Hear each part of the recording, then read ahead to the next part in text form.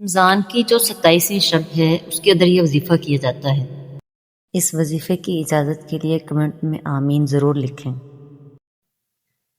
کرنا آپ نے کیا ہے کہ 7 دانے آپ نے چاول کے لینے ہیں۔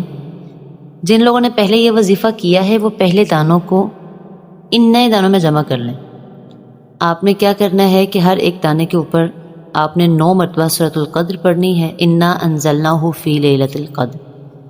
اس کے بعد آپ نے اللہ تعالیٰ کا ایک صفاتی نام ہے یا رزاق، اس کو آپ نے 70 مرتبہ پڑھنا ہے، اول آخر 14 مرتبہ درود پاک کے ساتھ۔ یعنی پہلے آپ نے 14 مرتبہ درود پاک پڑھنا ہے، پھر آپ نے 9 مرتبہ سورۃ القدر پڑھنی ہے، اور پھر آپ نے 70 مرتبہ یا رزاقو پڑھنا ہے، اس کے بعد پھر 14 مرتبہ درود پاک پڑھنا ہے۔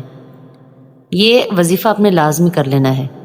یہ ایک ایک دانہ سمجھیں کہ 1 کروڑ روپے کا ہے، یعنی اتنا رزق جو ہے وہ اللہ رب العزت اس کے بدلے عطا فرماتا ہے۔ جو افراد اس کو خود نہیں پڑھ سکتے ان کی جگہ کوئی اور بھی پڑھ سکتا ہے۔